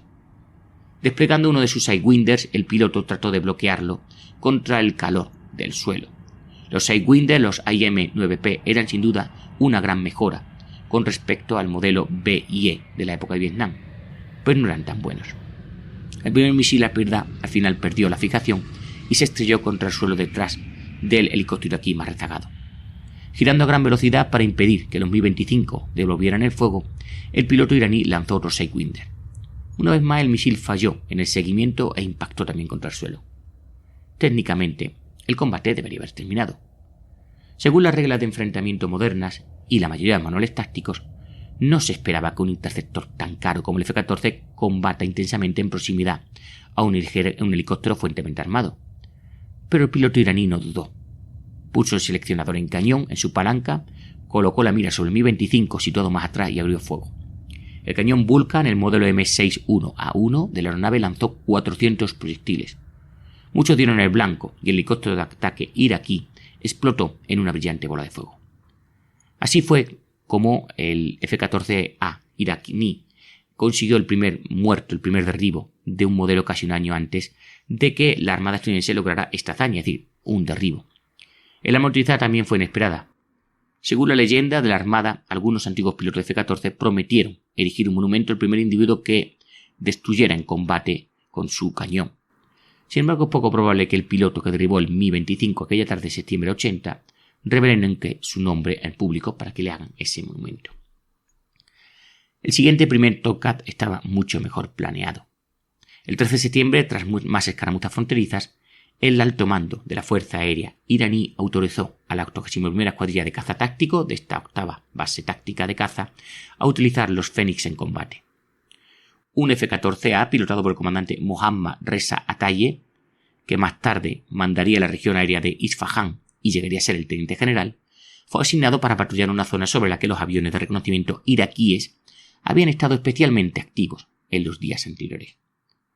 Tras pasar algún tiempo en la estación de patrulla aérea de combate que se le había asignado, Ataye encontró por fin un objetivo adecuado. Derribó un Mi-23 MS. Sin embargo, al permanecer demasiado tiempo en la estación, estuvo a punto de quedarse sin combustible y se vio obligado a realizar un aterrizaje de emergencia en la base aérea de Omidej, la cuarta base táctica de caza en el sur de Khuzestán. Por razones que aún se desconocen, el comandante Habas Bayaye, jefe de la base de la octava táctica de caza, que ya era famoso por su trato despiadado a los pilotos y a los oficiales que él consideraba desleales al nuevo régimen, ordenó al comandante Jalal Zandi, atentos, que trajera el F-14 de vuelta a la base. Zandi había sido condenado a muerte por los mulá y hacía poco que se había liberado de la cárcel. Ahora se esperaba que volara a Omidyet a bordo de un Beach Bonanza y llevara el F-14 de vuelta a una base lo más profundo de Irán. Pero Zandi desobedeció esta orden, una vez más por razones que solo él conocía, y fue encarcelado de nuevo. Y más tarde pues se le permitió regresar a su unidad. En los días previos a la invasión iraquí de Irán, el 22 de septiembre, otros F-14 volvieron lentamente a su estado operativo. Sin embargo, ninguno estaba en el aire cuando los cazabombarderos iraquíes atacaron los aeródromos y las bases iraníes en la tarde del 22 de septiembre. En cambio, la guerra comenzó un día después para los pilotos de los Tonka de la Fuerza Aérea iraní, cuando escoltaron a varios KC-707 hasta la frontera iraquí para apoyar a algunos de los 120 F-4 que habían sido enviados a atacar objetivos en Irak. Mientras estaban estacionados cerca de Susanker, un par de F-14, dirigidos por el capitán Ali Asimil, detectaron un MiG-21 RF configurado de reconocimiento y escoltado a su vez por dos MiG-23. Se dispararon dos Fénix, uno de los cuales neutralizó el MiG-21.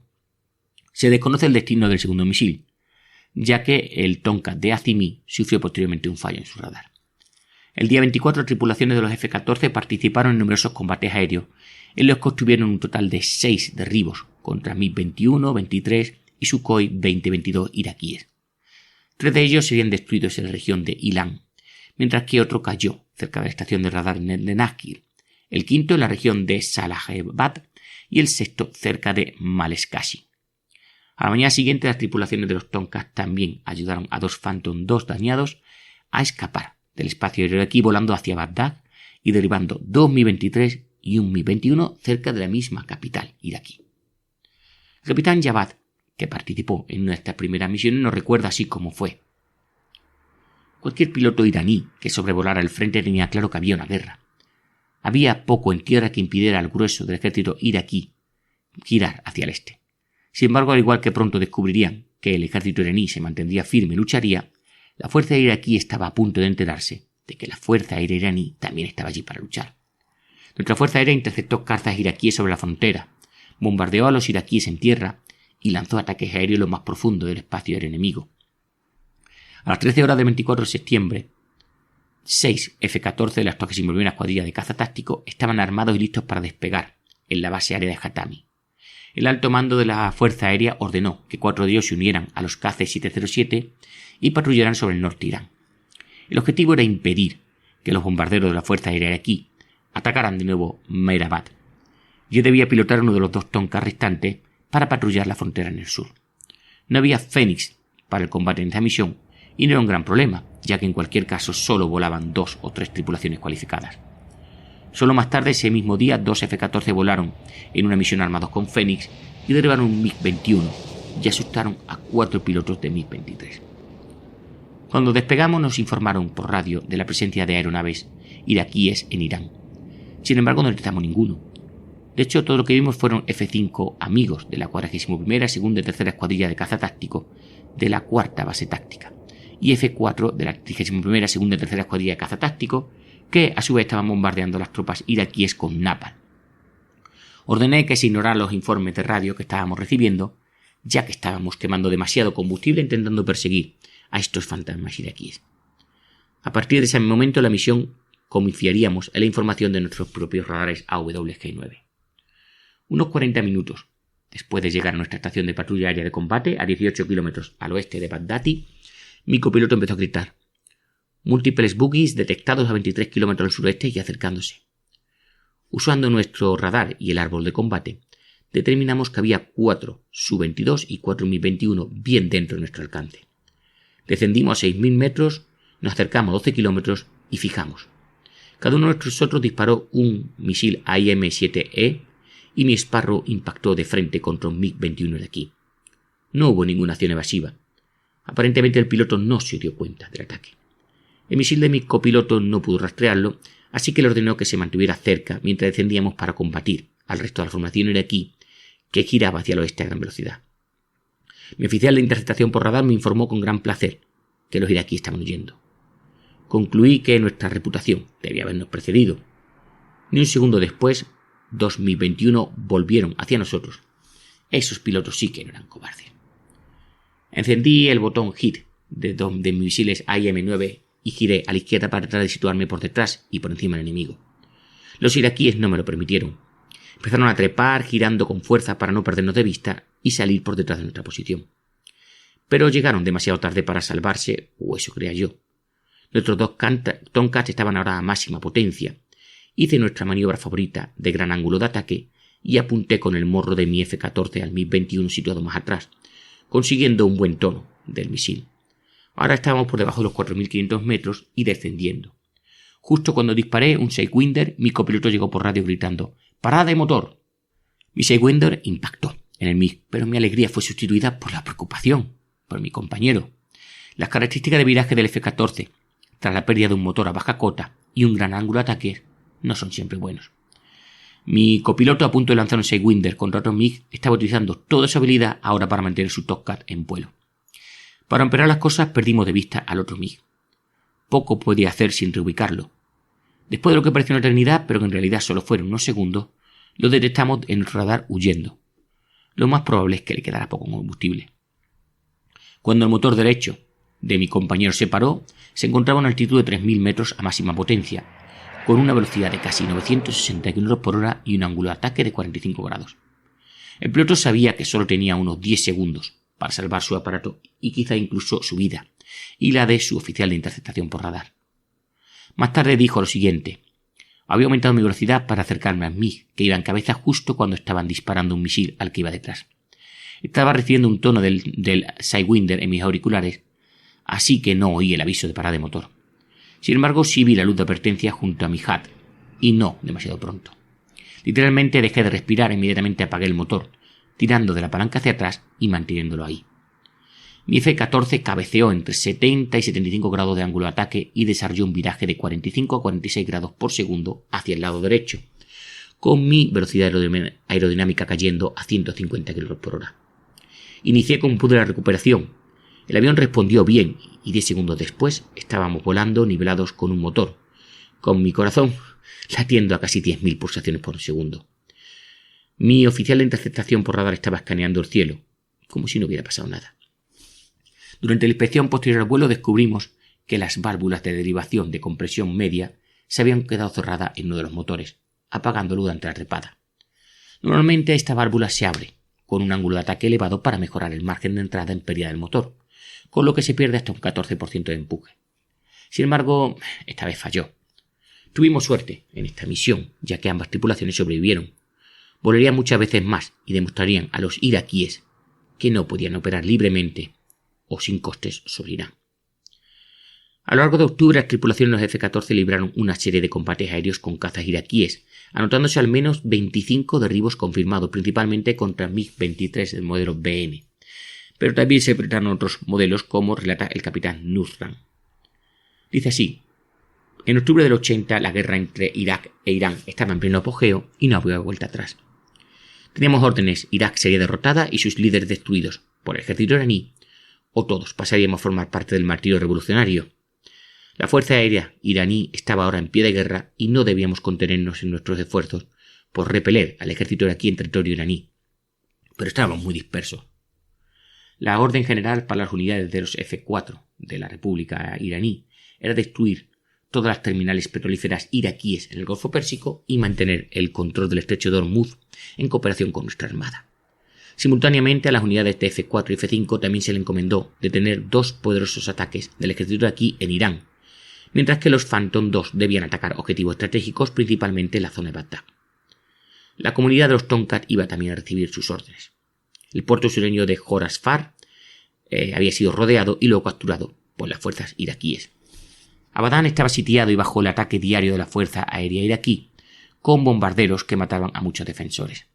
Así que el 19 de octubre el presidente Bani Sadr ordenó a la 81ª escuadrilla táctica de caza de Tomcats que se implicara directamente en la defensa de Abadán, hasta que otras unidades de la Fuerza Aérea iraní pudieran ser retiradas de la guerra aérea estratégica contra Irak. La 81ª no estaba operando a plena capacidad, pero dispondríamos del apoyo de cisternas. Calculamos que podríamos mantener 3 o 4 días de operación intensiva sobre la ciudad antes de tener que retirarnos. A las 6 horas del 20 de octubre comenzamos a volar en patrullas aéreas de combate sobre Abadán, manteniendo 2 F-14 permanentemente estacionados. Alrededor de las 9:20, los 2 Tonkas, dirigidos por el capitán M. Hashem al-Egaek, subjefe de operaciones de la 8ª base táctica de caza, detectaron los 2 primeros reactores iraquíes que se aproximaban desde el norte, a unos 34 kilómetros de Abadán. Los F-14 viraron para interceptarlos. Avanzando desde el sur, se acercaron a lo que ahora era claramente 2 par de MiG-21. Al-Agha ordenó a su ala que los interceptara. Y bueno, su copiloto se iba a ocupar de la pareja del sur, mientras que él iba por los reactores del norte. Desde una distancia de 12 kilómetros, Al-Agha disparó el primer AIM-7, pero se desvió inofensivamente. A continuación, su oficial de interceptación por radio fijó otro Sparrow y el piloto disparó. El misil se estrelló contra el MiG-21 iraquí, que iba en cabeza, y lo alcanzó directamente. Su copiloto, mientras tanto, había sufrido problemas con el enlace de datos guiado y tuvo que ver cómo sus 2 Sparrow volaban sin guía hacia el cielo. Sin embargo, los MiG estaban un poco hartos y se alejaron de Abadán. Los iraquíes volverían 2 días después, y esta vez un par de MiG-23 fueron interceptados por 2 F-14. Un reactor sería derribado por un AIM-9 disparado a muy corta distancia. El día 25, 4 Sub-22 fueron interceptados por un Tomcats, uno de los cuales fue derribado por un Sidewinder y el segundo resultó dañado por un Sparrow. El 26 de octubre se produjo otro combate. Después de algunas maniobras difíciles, un Mi-21 iraquí fue derribado por un Fénix, pero el Tomcat voló hacia los restos y resultaría dañado. La 81ª tuvo que retirarse para que sus tripulaciones pudieran descansar y para que se pudieran realizar tareas urgentes de mantenimiento de sus aparatos. Sin embargo, los F-14 de la Fuerza Aérea de la República Islámica de Irán no tuvieron respiro. A medida que se iban liberando literalmente más pilotos y personal de tierra, aumentaba el número de Tomcats operativos y de salida. A finales de octubre, tras la captura de Joras Mahar, el ejército iraquí inició nuevas operaciones ofensivas. Para muchos observadores parecía como si el grueso de las unidades iraquíes fuera a superar fácilmente en aquel momento desorganizado ejército iraní y a la Guardia Revolucionaria. Sin embargo, los iraníes ya estaban reforzando sus defensas y oponiendo una resistencia inesperadamente feroz contra las que las rígidas tácticas iraquíes resultaban infructuosas. Los interceptores de la Fuerza Aérea de la República de Irán también establecieron la superioridad aérea sobre el campo de batalla, haciendo imposible que tanto la Fuerza Aérea como la artillería iraquíes apoyaran a unidades terrestres sin sufrir pérdidas. Así recuerdan el comandante Ali y el capitán Javad lo que pasó. Dice: después de que estableciéramos la superioridad aérea sobre el frente, la Fuerza Aérea iraní, reforzada por otros pilotos del Shah liberados de la cárcel, aprovechó la oportunidad para aumentar el número de salidas de interceptación aérea en el campo de batalla y de apoyo aéreo cercano. Además, bajo la protección de la Fuerza Aérea iraní y con la ayuda de la aviación del ejército, nuestro ejército pudo desplazar unidades terrestres hacia el frente. Esto contrarrestaba finalmente la ventaja numérica inicial de los iraquíes. Pero en respuesta, el régimen iraquí ordenó a los restos de la Fuerza Aérea iraquí que atacaran ciudades iraníes, matando simplemente a civiles inocentes. También empezaron a disparar misiles balísticos de los modelos SS-1B y C Scud y Luna Frog 7 contra nuestras zonas urbanas. Estos ataques fueron tan graves que el ayatolá Jomeini tuvo que apoyar la decisión del presidente Bani Sadr de liberar a más pilotos iraníes encarcelados. Jomeini pronto ordenó a la Fuerza Aérea de la República Islámica de Irán que aumentara el alcance de su ofensiva en las profundidades de Irak, a veces incluso seleccionando él mismo los objetivos.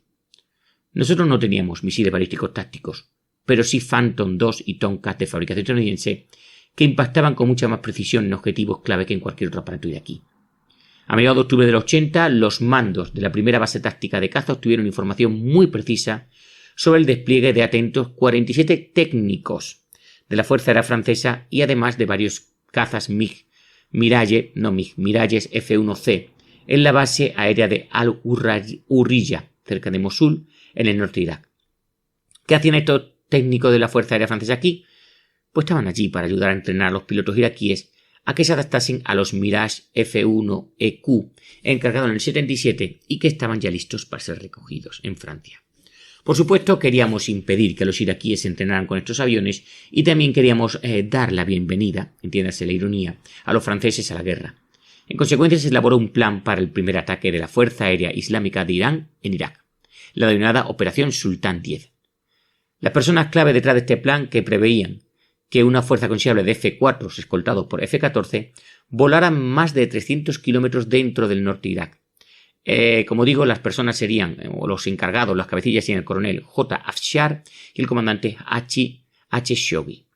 El coronel Afshar nos informó de que el plan preveía que un total de 6 F-4E del 32º y tercer escuadrón de caza táctico, cargados cada uno con unas 12 bombas del modelo Mark 82, atacaran Mosul, acercándose desde el norte en lugar desde el este.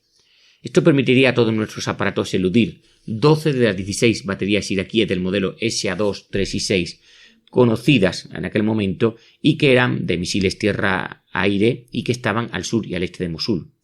Además de esquivar 2 patrullas aéreas de combate de MiG-21 que patrullaban a menudo al este de la ciudad.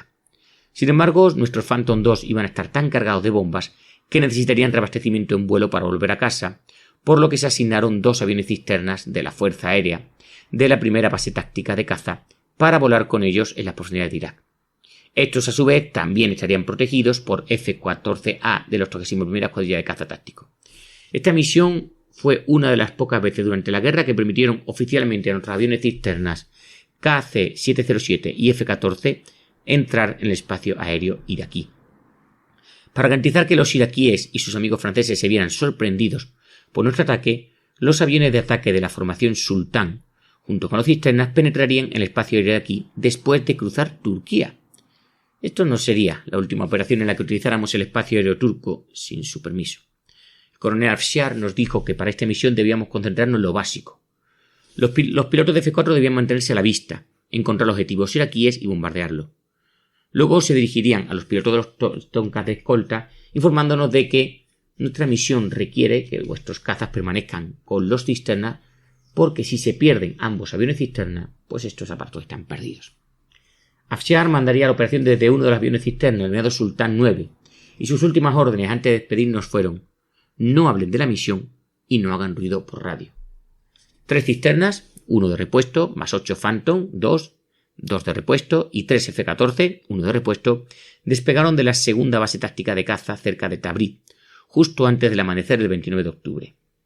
Nos unimos junto al sur de Orumiyev, utilizando los montes Zagros para ocultarnos de los radares de alerta temprana iraquíes. Muchos radares iraquíes podían ver hasta lo más profundo de nuestro espacio aéreo. Justo antes de cruzar Turquía, nuestro cisterna adicional, el tercero, repostó a todos los cazas del paquete Sultán y dio la vuelta, escoltados por los F-4E y F-14 de repuesto que no iban a utilizarse. Mantuvimos en todo momento el silencio de radio y continuamos haciéndolo durante la mayor parte de la misión. Mientras nos volábamos hacia el norte, cruzamos a Turquía, utilizando el paso de Yuk para ocultar nuestro avance. Los turcos nos detectaron en sus radares al menos una vez, pero por la razón que sea decidieron no hacer nada. Tras abandonar el espacio aéreo turco, entramos en Irak, sin ser detectados por el paso de Ahmadi, en las montañas de Jabal Sinjar. Todos repostamos una vez más, antes de que los Phantom 2 descendieran hacia el objetivo, pasando entre las ciudades iraquíes de Dahuk y Agrab. Los 2 aviones cisternas permanecieron en órbita a baja cota, quemando, eso sí, mucho combustible, sobre las llanuras de Dahuk, vigilados de cerca por los 2 F-14 que se turnaban para activar sus potentes radares AWG-9 y repostar mientras esperaban a los Phantom 2. El comandante H. Shoghi, Sultán 1, dirigía el ataque. Líder valiente y piloto de ataque preciso, se acercó a los objetivos sin apenas problema. Se alcanzaron muchos impactos y la base aérea de Al-Urriya quedó sumida en un caos de humo y fuego. Creíamos que esta vez la suerte estaba realmente a nuestro lado. Para entonces nuestros Tomcat detectaron 4 presuntos interceptores iraquíes a solo 70 kilómetros al sur de nuestros cisternas y volando hacia una zona situada entre ellos y los Phantom 2. Utilizando el equipo árbol de combate y los receptores de alerta por radar, las tripulaciones de los Tomcat determinaron que sus enemigos eran 4 MiG-23, muy probablemente del modelo MiG-23MF de la base aérea de Guayarilla en el oeste, donde sabíamos que los iraquíes habían estacionado su primer equipo con este modelo, así como 16 MiG-21. Informado el coronel Afshar, hizo unos cálculos rápidos y determinó que en los próximos 10 o 15 minutos los MiG se quedarían sin combustible y se verían obligados a regresar a su base. Mientras lo hacían, volarían de frente contra nuestros Phantom II cuando estos, también faltos de combustible, intentaran alcanzar los cisternas. En circunstancias normales, nuestros pilotos de Phantom II no habrían tenido muchos problemas para destruir a los MiG. Sin embargo, en esta misión el combustible era vida, y la capacidad de las tripulaciones de los F-4 para alcanzar los cisternas sin ser molestados y sin ningún desvío era crucial, ya que para esta misión no llevaban ningún misil aire-aire. El coronel Afshar actuó con rapidez. Ordenó al F-14A Sultan 7, pilotado por el capitán K. Shedgi, y a su otro piloto, el Sultan 8, pilotado por el capitán M. Taif, que interceptaran los Mi-23 y los destruyeran antes de que se encontraran con los Phantom II. La verdad que no había tiempo que perder. Sin vacilar, los Tonkas se unieron a la formación y viraron hacia el sur, trepando hasta los 4.500 metros. Al comprobar su sistema, Shedgi y Taibeh llegaron a la conclusión de que los iraquíes no les habían detectado, por lo que continuaron trepando hasta los 6.000 metros. Desde esta altitud tendrían varias opciones de ataque. No había otra forma de despejar el camino a los Sultan o a los Phantom II del programa Sultan, y la idea de dejar que las 6 tripulaciones se quedaran sin combustible y se eyectaran sobre Irak no era aceptable.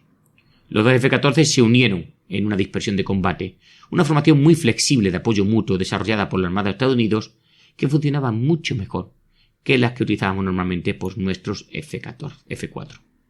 Permitía libertad de acción tanto durante el bombardeo como durante el aterrizaje. Y bueno, también lo permitía evidentemente en una fase de interceptación.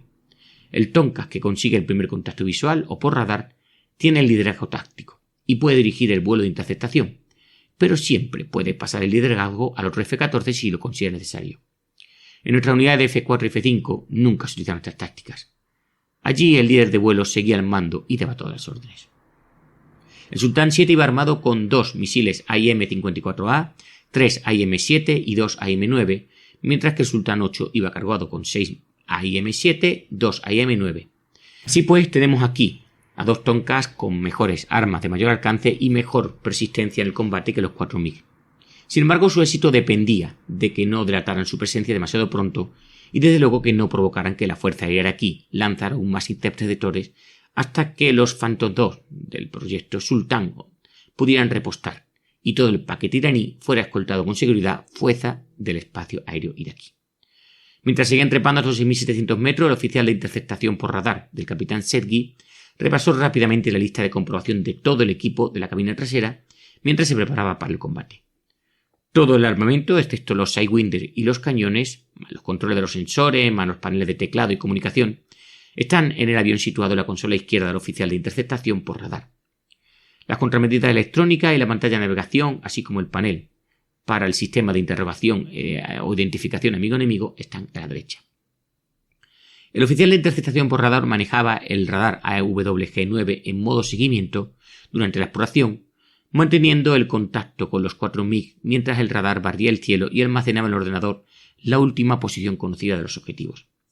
Este estimaba entonces su última o su próxima posición y bueno, los sistemas de armamento del Tonka determinaban el rumbo, velocidad y cota de los MiG iraquíes, así como las prioridades de la zona de lanzamiento.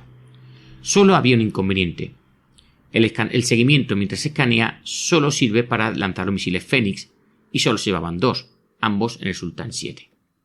A una distancia de unos 56 kilómetros de los cazas iraquíes, el ordenador de misión AWG-9 de Shedgi estableció un registro de seguimiento de los mismos.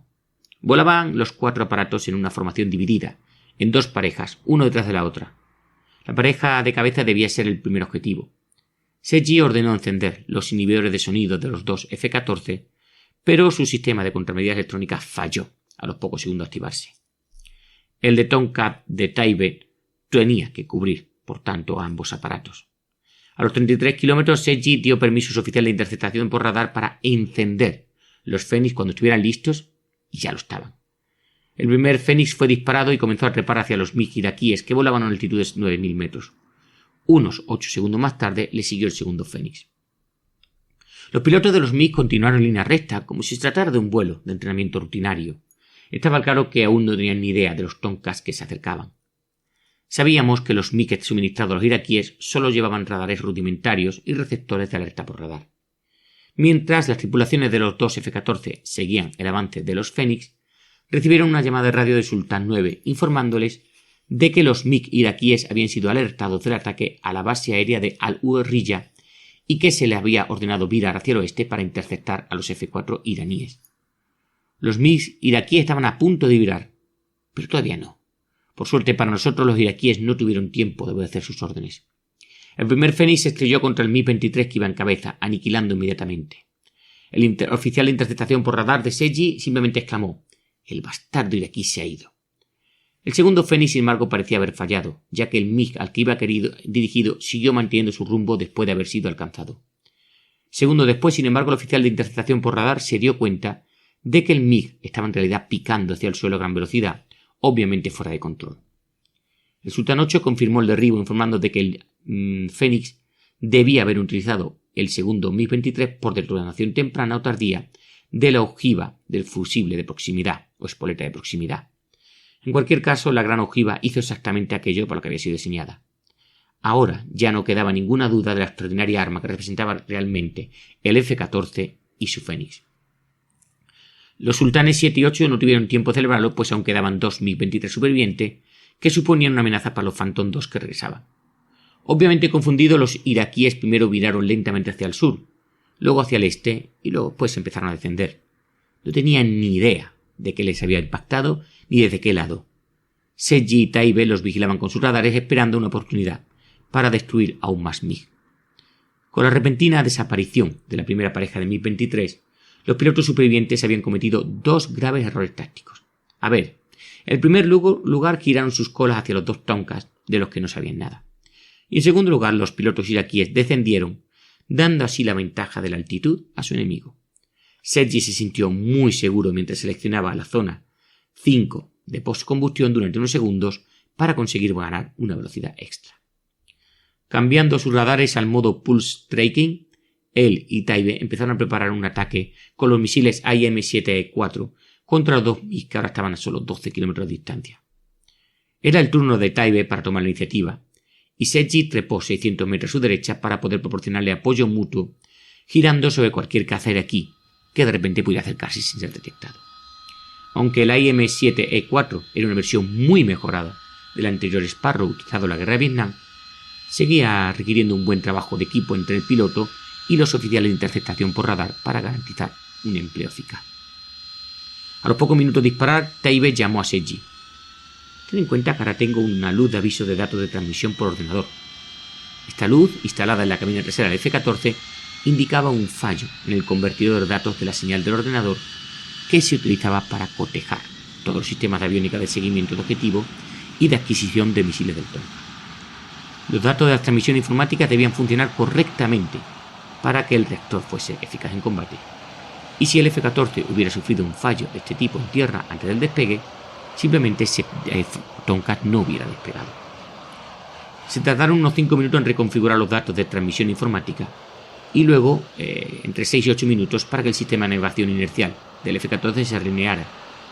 Eso era lo normal, pero los Sultanes 7 y 8 ya estaban en el aire, a 300 kilómetros dentro de Irak y a punto de combatir contra dos interceptores hostiles. Sin datos de las transmisiones por ordenador, el Sultán 8 no tenía más que su cañón para defenderse y necesitaría mucha suerte y una escolta de cazas para volver a casa. Seji llamó. Dijo así: 7 a 8, continuaré. Usted debe retirarse a la zona de órbita y poder, con 9 y 10 hasta que yo vuelva. 8. Esté atento. Use su rombo de cota y su conjunto de referencia solo como indicador de rumbo y distancia. Y a esto Sultán 8 respondió: 7 a 8, entendido, buena caza, y partió. Seji entonces cambió al botón Head para activar un Sidewinder y aconsejó a su oficial de interceptación por radar que siguiera comprobando sus 6, es decir, la parte de atrás del reactor. El oficial de interceptación por radar respondió que el sistema de contramedidas electrónicos no funcionaba, pero que todos los demás sistemas estaban operativos y que el panel de asesoramiento estaba despejado. Entonces el piloto de Sultán 7 volvió a encender el postcomedor. Los dos MiG estaban ahora a 3.000 metros, pero nada en el inventario de la Fuerza Aérea aquí podía superar un F-14 a baja cota. El Tonka se acercaba rápidamente y a una distancia de 1300 metros. Sergi recibió la señal de que los MiG estaban al alcance de sus AIM-9P. En ese momento los iraquíes rompieron repentinamente la formación. Su líder viró a la derecha y su otro piloto a la izquierda. El Tonka solitario había sido descubierto. Sergi viró detrás del líder y se aferró a su cola acercándose al MiG, que intentaba dar la vuelta. Segundos después, cuando el MiG giraba para salir de la curva e iniciaba una trepada, consiguió un buen tono y lanzó el primer Sidewinder desde muy cerca. Casi instantáneamente el AIM-9 impactó en la cola del objetivo provocando llamas amarillas en el MiG. A continuación, los fragmentos desprendieron las raíces de las alas del reactor que inició una caída final a tierra. Sergi absorto ante la destrucción del MiG fue devuelto a la realidad por su oficial de interceptación por radar. «Capitán, tenemos un MiG en nuestros 6 y acercándose rápidamente. Advertencia de más de bajo combustible en solo 2 minutos». A casi 900 km por hora, bajo de combustible con un MiG-23 pisando los talones, Sergi realizó lo que los americanos llamaban un brick-tar. Tiró de la palanca completamente hacia atrás y luego dio un giro timón para generar una gran guiñada y velocidad de giro para bajar la velocidad del reactor, utilizando el Tomcat como un florete en una posición de paso alto.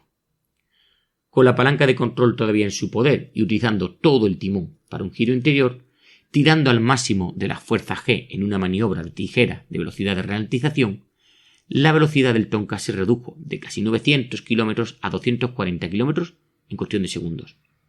El morro del reactor atravesó la vertical y se precipitó sobre el MiG-23 mientras este pasaba a gran velocidad.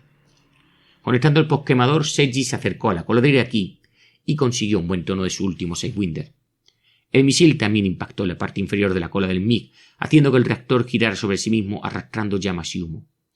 El piloto iraquí se eyectó segundos después. Manteniéndose a Sergi al corriente del estado del combustible del Tomcat, su oficial de interceptación por radar llamó: «Capitán, debemos desactivar la postcombustión y volver a las cisternas ya. Estamos casi sin combustible». Sergi respondió que probablemente les había salvado por segunda vez ese día y dio la vuelta a Sultán 7 para unirse con las cisternas. Más tarde diría: «Le dije a mi oficial de interceptación por radar que vigilara de cerca a los MiG, pero solo para que no pensara en nuestro estado bajo de nivel de combustible. Estoy seguro de que si le hubiera preguntado por nuestro combustible me hubiera dicho que no quedaba nada para el vuelo de regreso en nuestras cisternas. Y habría tenido razón. Me puse en contacto con Sultán 9 y le informé de nuestra situación, enterándome a cambio de que todos los Phantom 2 habían regresado sanos y salvos y que todo el paquete se dirigía a la casa. Comprobando la radio, para nuestra gran alegría y regocijos, encontramos a los aviones cisternas solo 16 kilómetros de distancia, escondidos detrás de la cresta de una montaña. Los F-4, los Sultanes 1 y 3, escoltaban a un único cisterna que había sido enviado para ayudarnos a volver a Irán. El combustible en ese momento era vida. Los F-4 que habían alcanzado Mosul también habían destruido 2 helicópteros MiG-21 y 3 Mi-8 en tierra. Al menos un técnico francés murió durante el ataque, mientras que otro resultó herido.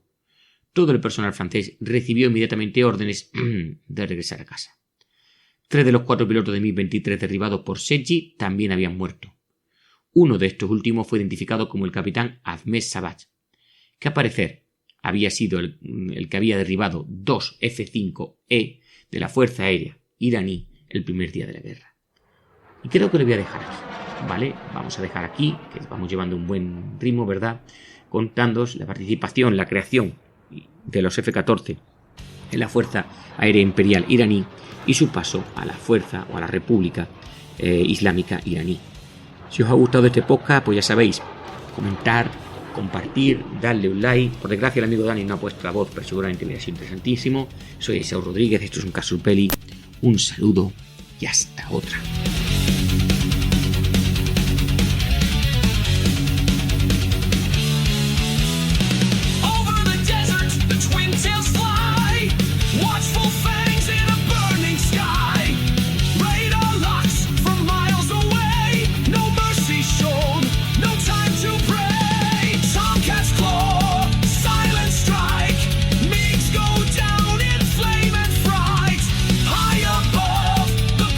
Sad